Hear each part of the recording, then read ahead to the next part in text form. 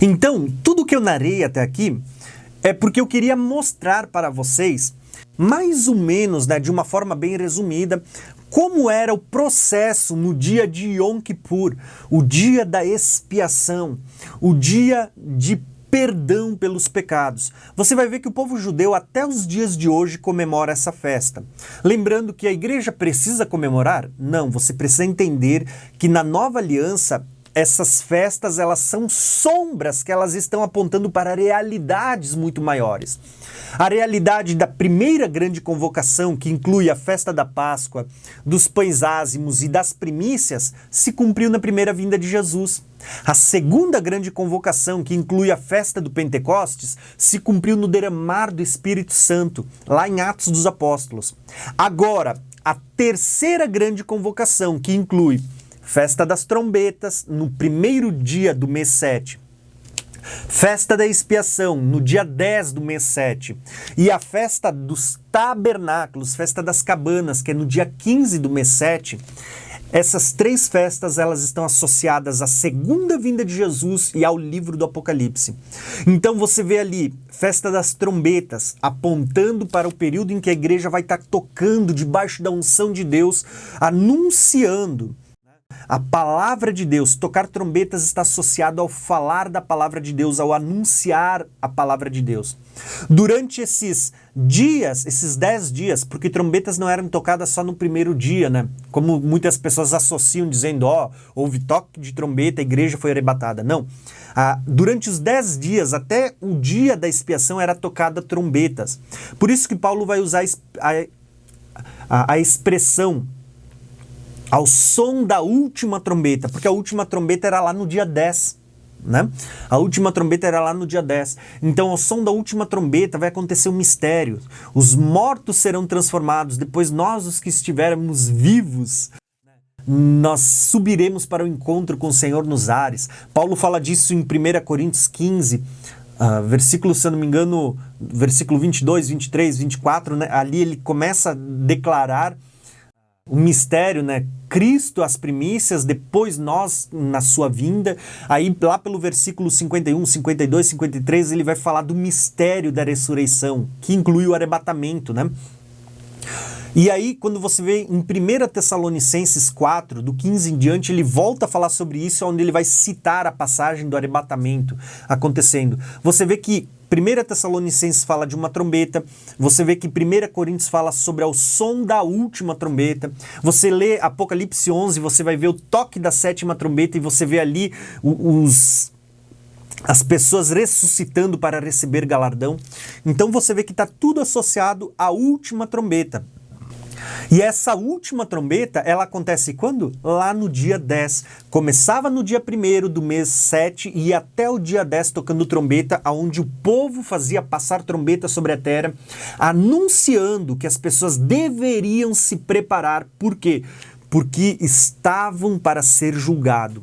Segundo a crença judaica, era como se quando o povo começasse a tocar trombeta, Deus descesse à terra para julgar o povo. E os livros seriam abertos, e seria aberto o livro dos justos, dos santos, seria aberto outro livro, que era o livro dos ímpios, o livro dos pecadores, e tinha um outro livro, isso não é o que a Bíblia diz, isso é o que algumas tradições afirmam, né? De como o povo pensava, né?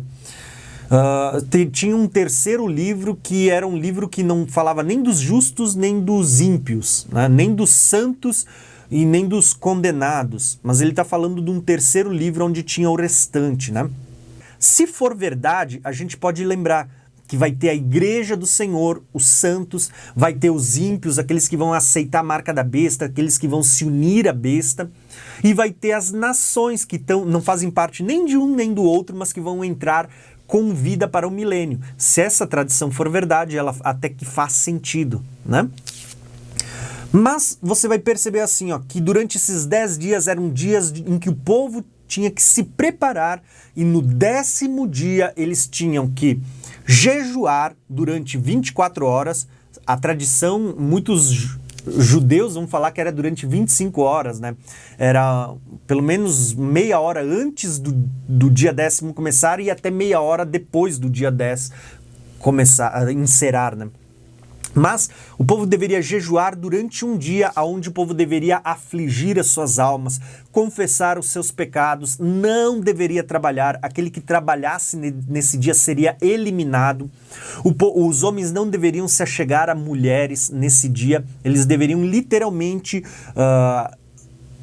afligir a sua alma, tá? Então aqueles que não fizessem isso seriam eliminados do povo nesse dia pelo próprio Deus. Então você vê que era um período onde Deus iria julgar para dizer se o povo recebeu perdão ou não.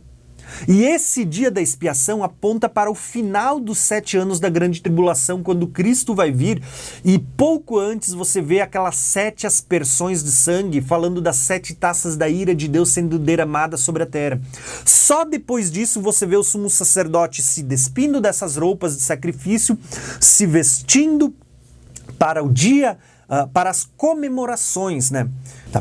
Então você vai perceber que é justamente depois que é derramado a última das 7 aspersões, depois disso que você vê ali, ó, que os céus são abertos, você vê a Arca da Aliança, né? Nós podemos dizer que ali, depois nessa taça da ira, nessa última taça, é nesse momento provavelmente que vai estar acontecendo o arrebatamento, porque agora os céus foram abertos.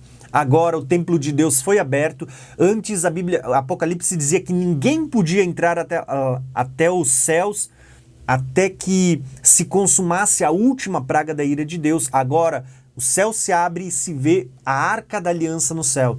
Então quando o céu se abre, é como se a gente visse esse intervalo entre primeiro, segundo e terceiro céu abrindo. Eu vou até tentar abrir aqui para mostrar para vocês. Quando a gente olha desse véu, é como se o 6º selo e vários textos de Apocalipse eles estivessem todos alinhados. A gente vai ver isso em Apocalipse, né? Versículo a versículo. 6º selo está se abrindo os céus agora, se desenrolando como pergaminho para Jesus vir. As pessoas estão vendo o trono de Deus e o Cordeiro para executando a ira de Deus, e você vê o trono de Deus. Quando é que você vê o trono de Deus? Lá na 7ª trombeta, quando consumou-se a 7ª trombeta, tocou-se a 7ª trombeta, e aí você vê o céu se abrindo, se vê a Arca da Aliança.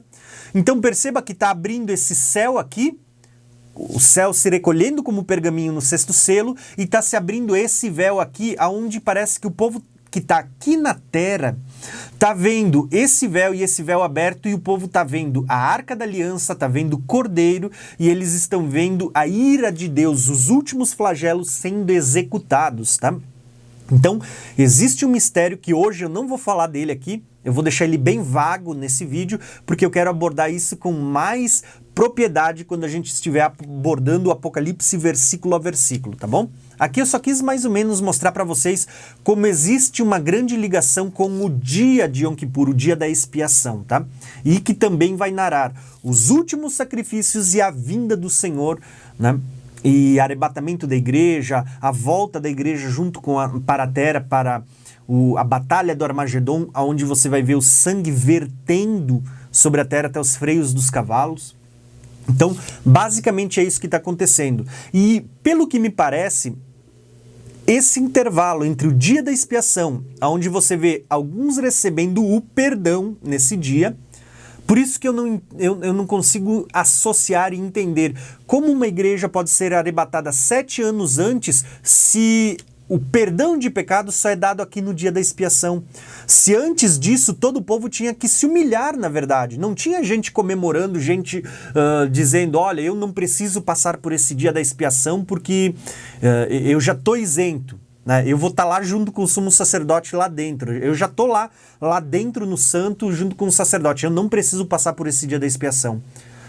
Quando você crê num arrebatamento secreto acontecendo 7 anos antes ou 3 anos e meio antes, é como se você cresse, poxa, eu fui arrebatado, eu já tive o perdão dos meus pecados antes mesmo de se concluir o dia do perdão. Né? É basicamente isso. Então você tira e você acaba descartando muito do que as profecias estão mostrando para nós por meio dessa sombra. Agora, você vai perceber que na visão que nós temos e que eu tenho ensinado nesse canal, é justamente isso, que não tem como acontecer um arrebatamento sem antes se concluir tudo isso que está tipificado no tabernáculo, no dia da expiação, nesses sacrifícios que eles estão narrando e conectados ao livro do Apocalipse. Então existe muita revelação. Então é por isso que eu disse, nós ainda vamos ter vídeos nessa playlist falando sobre os sacrifícios, onde eu vou abordar um pouquinho mais só sobre os sacrifícios.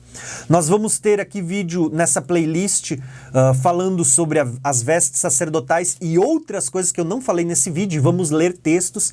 Nesse vídeo, na verdade, eu só quis fazer um comentário do que acontecia nesse dia da expiação e qual era a rotina de entrada e saída do sacerdote do lugar santo, essa trajetória que ele fazia entre átrio exterior, santo e santo dos santos, né? E essas 3 entradas no lugar santíssimo.